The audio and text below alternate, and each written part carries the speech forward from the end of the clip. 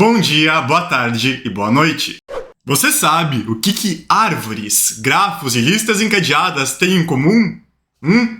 Todas elas são estruturas que são criadas em cima dos nodes. Os nodes são uma das estruturas básicas aqui das estruturas de dados, que a gente utiliza para criar as estruturas mais complexas. São como se fosse o tijolo, aquilo que é a base para a gente criar tudo aquilo que vem depois. É por isso que é importante você entender como funcionam os nodes, para entender as estruturas mais complexas que vêm depois. Sem isso, não vai dar para entender como as outras estruturas funcionam.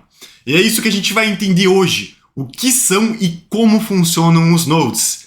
Mas antes, não se esqueça de se inscrever no canal e ativar o sininho para não perder nenhum vídeo.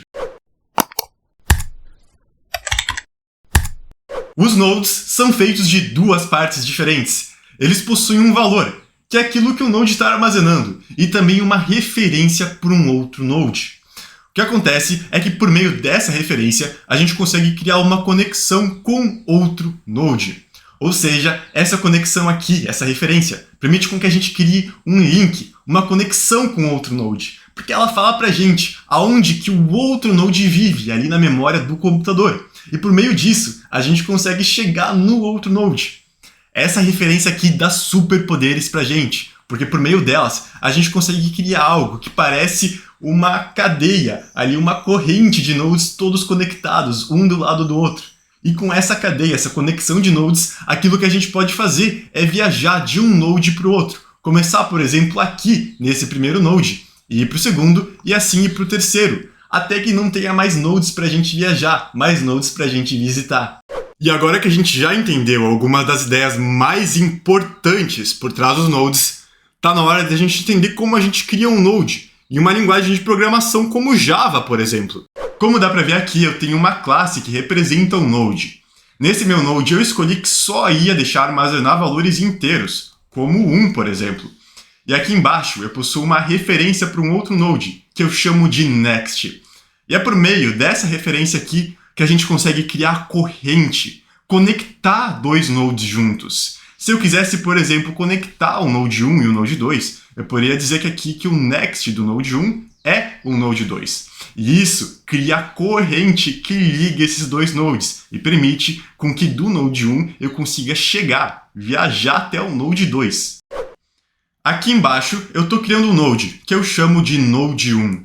Dentro dele eu armazeno o valor 1. Na memória do computador, aquilo que acontece é mais ou menos isso. O computador procura por um espaço para conseguir criar aqui o nosso node. E depois que ele acha, ele cria o nosso node. E então aqui a gente está dizendo que quer armazenar o valor 1 dentro do node. Então ele vai e armazena o valor 1. E eu estou fazendo essa mesma coisa aqui para os outros dois nodes, o Node 2 e o Node 3. Então o computador vai, procura espaço aqui para o Node 2, cria ele e armazena o valor 2, que eu estou colocando aqui. Mesma coisa para o Node 3. Procura espaço, cria o Node 3 e armazena o valor 3 dentro dele. Só que os nossos nodes ainda não estão conectados. Olha aqui, as flechinhas ainda não existem entre eles.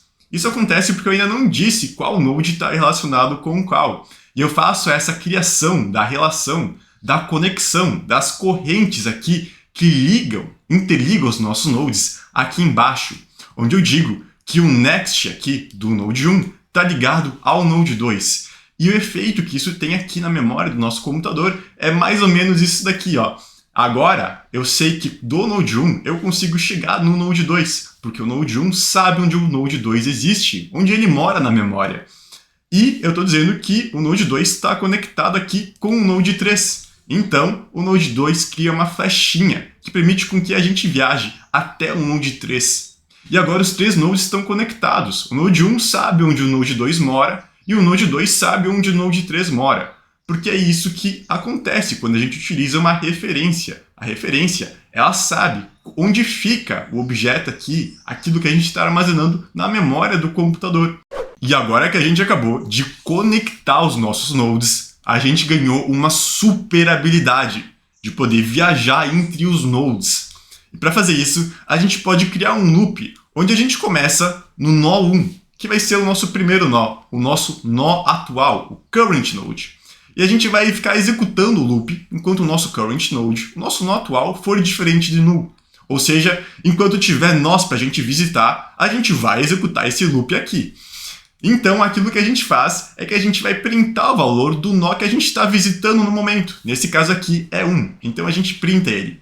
E depois a gente fala que o próximo nó que a gente vai visitar é o nó que está no next aqui do nosso nó atual. Nesse caso aqui, o nó que está no next do 1 é o 2. Então a gente vai pegar essa flechinha aqui e a gente vai se mover para o 2.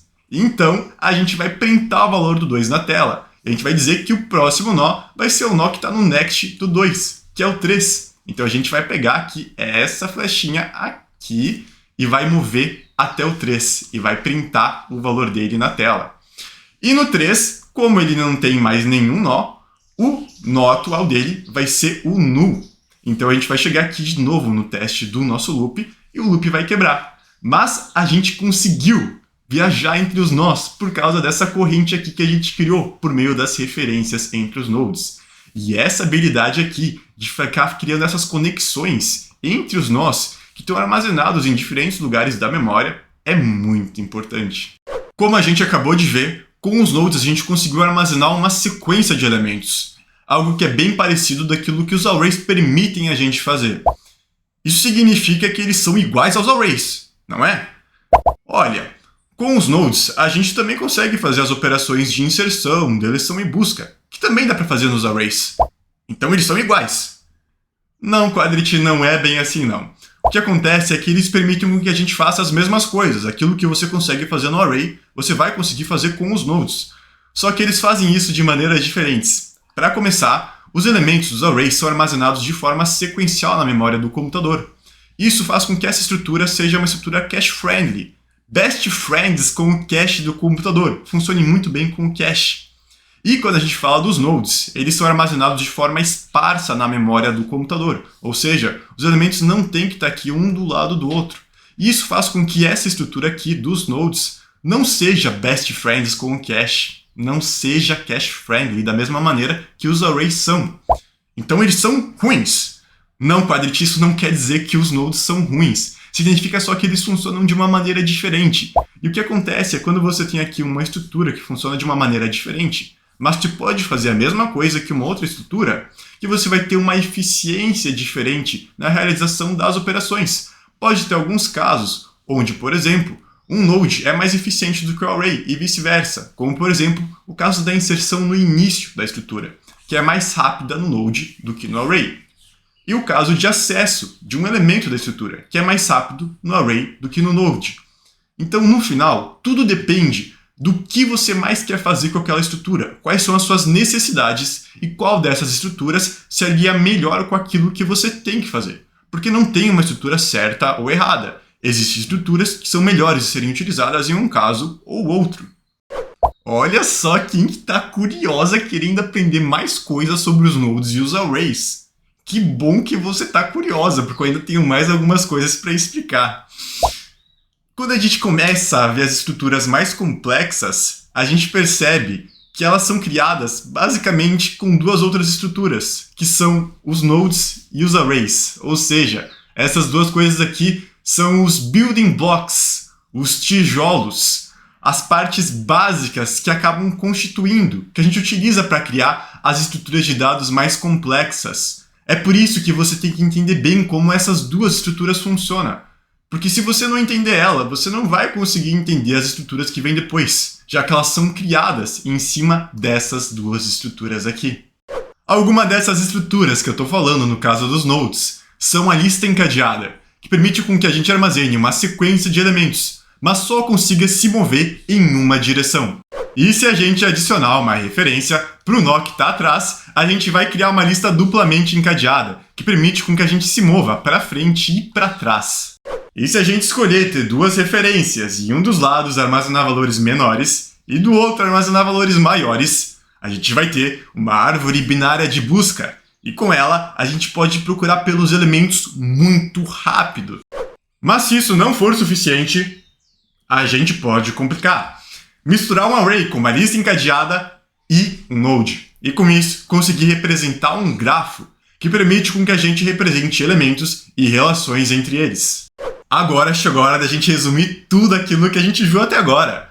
Como a gente viu, Um node permite com que a gente armazene um valor e uma referência.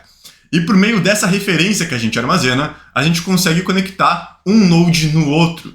E com isso a gente consegue criar algo que se assemelha a uma corrente de nodes, todos conectados ali na memória do computador. E essas conexões permitem que a gente tenha alguns superpoderes com os nodes, como por exemplo, conseguir viajar de node em node, sair aqui do primeiro node e ir para o segundo, do segundo ir para o terceiro e assim por diante, até que não tenha mais nodes para a gente visitar. A gente também viu que aquilo que a gente consegue fazer com array, a gente consegue fazer com um node. Só que eles funcionam de maneiras diferentes, então eles não são completamente iguais. O array, por exemplo, é armazenado de forma sequencial na memória, ou seja, ele é BFF com o cache. Ele funciona muito bem com o cache do computador, por causa dessa maneira como ele é armazenado na memória do computador. Já o Node é armazenado de maneira esparsa na memória do computador. Isso faz com que ele não funcione tão bem com o cache, não seja tão best friends com o cache como o array é.